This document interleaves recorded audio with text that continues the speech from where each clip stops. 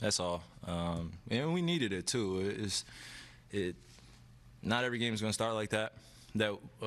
Start the way we would like, with everything going down, and I got to apologize too. I'm trying to think, and I just got out of the cold tub, so I'm like shivering while I'm up here. But yeah, we can't start every game like how we started the rest of the games during this kind of streak. So we just got to turn the next page, and we put a few possessions together, and then we ended the first quarter well. And I feel like that put us in position to take control of the pace of the game. So this NBA schedule, this is a grind. You guys not long came off of a long West Coast trip, 8 wins in a row. What's the key to maintaining this level of focus during this run? Well, number one is just giving all glory to God and make sure that we stay humble during these, during these games. It's a privilege to go out there and be able to perform after you prepare, with your brothers, and it's a total team effort. So we just want to stay collectively aligned on the same goal, and that's just to play, to a certain level that we can all commit to. And I said that the last time. It's just we all hold each other accountable, and we just want to have that consistency and have fun doing so. A lot of smiles with the effort that we put on out there, playing in front of our fans that are here in Barclays and also at home, and also foreign. And we're huge team. So I know a lot of people want to see us do well, put on a show for them. Brian Lewis with the New York Post. I know it's a comprehensive team win, but I'm curious if you could touch on what you guys got out of Nick Claxton and what you've seen from him. He complimented you on how you've been leading and helping him out. Yeah, Alchemist.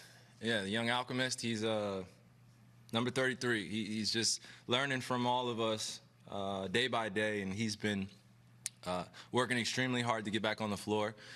And he wants to earn his playing time and wants to go out there and do what he can to provide whatever's needed, and that's Nick. He's a great young man, and we want him to continue to develop as a person first. And then when he's out there with us on the floor, he's around high IQ basketball players, and this is the best of the best. So we just want to pass on the knowledge so he can carry it on when it's his time, however many years from now. But with us here, it's part of our purpose to continue to help him. And he's doing a great job of just receiving the information and applying it. Christian Winfield with the New York Daily News. Hey, Kyrie. Bruce was saying the other game that you kind of go to him either in practice or before a game and you say, you need 1-3 out of him a game, and he kind of takes that to heart. I'm just curious about what you've learned about leadership in your last stint in Boston and even in Cleveland that you've been able to apply here as one of the leaders of this Nets team. Well, one, I think, there were a lot of people speaking for me or speaking on my behalf that really didn't know who I was. And I didn't offer that access to a lot of people because it's just the trust. It's just leaks here, somebody saying this here, in Cleveland and in Boston. And I'm not going to sit here and talk about Cleveland and Boston because I know where that goes and where that can go in terms of who you're talking about, what you're talking about. So I'll just generalize it. What I learned from those experiences was, if you're not enjoying the journey and you're not committed the way that you would like to be committed, and I mean every day, even when you're tired, even when you're having good days, bad days, and, you got to be able to galvanize the group even when it's low and even when it's high. It's just the balance of leadership, and there isn't one leader, and I've had to accept that too. It's not on me to lead the group by myself and be the hero that everybody wants to, because that's what America is. That's what this world is. They love to build you up, love to tear your ass right down.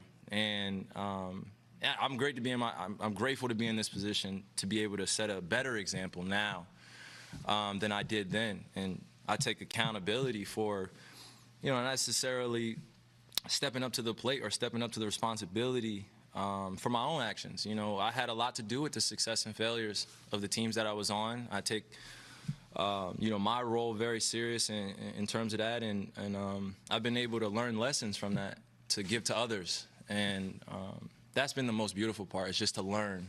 That's the growth. So I'm just more excited about that than anything, and it's been able to translate here with the guys that are here, and you know, it's always been bigger than the game for me, is what I'm saying. So leadership now is just about having fun and giving those guys the energy, galvanize the group. So Thank you. Rachel Nichols with ESPN.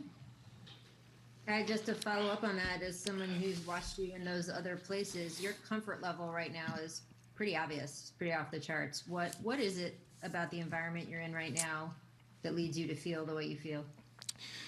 Well, it's not so much the environment here. It's just life. You know, life has hit differently for all of us during these times. So I don't want to take any day for granted. I don't want to take any relationship for granted.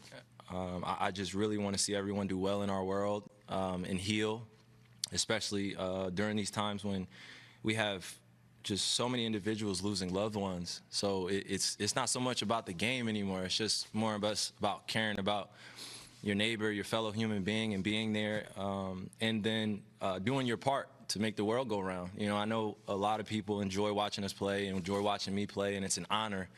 And I give all the glory to God, like I said. So when I'm out there and I'm able to, you know, give the next generation or even people older than me inspiration while I'm out there playing, then I feel like I'm doing my job. The wins and losses will come regardless.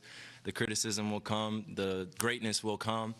And I welcome all that, but with just being rooted in who I am. I'm not going to change for anybody or any moment, but I'm very flexible to understand everyone, what's going on. So I think I've been able to just really be who I am. That's been the thing. And on the tip of being there for others, what do you do for Kevin when he has 4 games in a row he can't play, and we know what he really wants to do is just go out there and hoop? You do what you can, because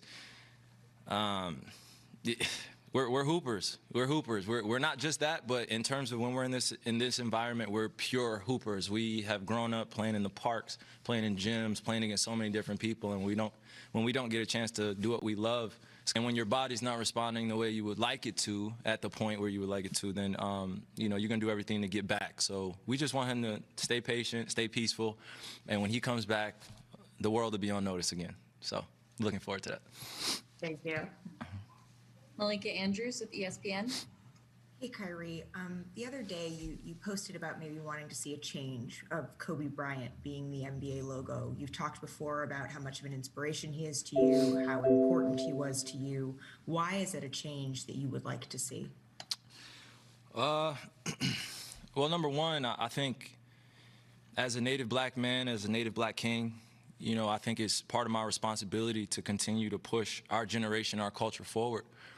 I know that it probably was met with